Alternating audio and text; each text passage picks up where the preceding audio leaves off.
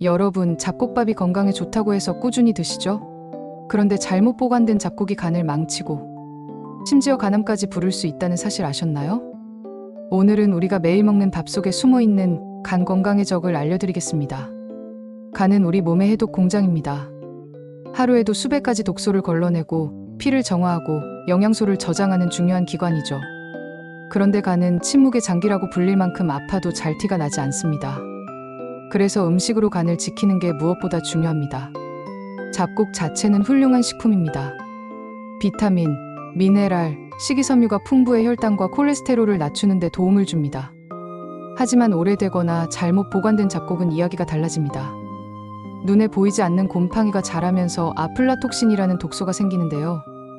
이건 세계보건기구 WHO가 지정한 1급 발암물질입니다.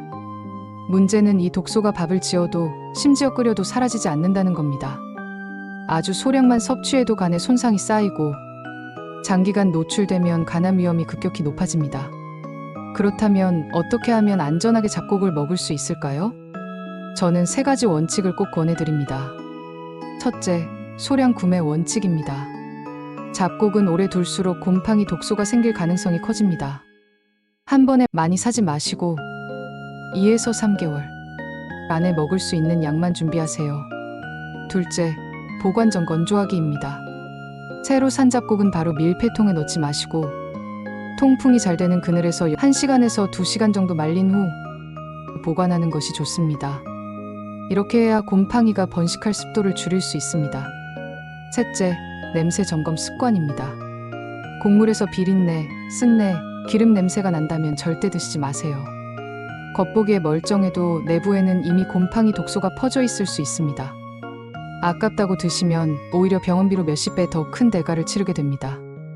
그리고 한 가지 더 말씀드리면 김치젓갈처럼 짠 음식이나 햄 소시지 같은 가공육도 간에 큰 부담을 줍니다. 반대로 마늘, 양파, 브로콜리, 양배추, 부추 같은 음식들은 간의 해독 효소를 활성화시키고 염증을 줄여주기 때문에 밥상에 자주 올리시는 게 좋습니다. 즉, 잡곡을 먹을 때는 보관 습관을 지키고 간에 좋은 음식과 함께 드신다면 훨씬 안전하고 건강하게 간을 지킬 수 있습니다. 정리하자면 잡곡 자체는 좋은 음식이지만 잘못 보관된 잡곡은 간 건강에 최대적입니다. 여러분의 밥상 위 작은 습관이 간을 살리기도 망치기도 합니다. 오늘 저녁 식탁을 준비하실 때 꼭 기억하세요. 이 영상이 도움이 되셨다면 구독과 좋아요 눌러주시고 주변 분들에게도 꼭 공유해주세요.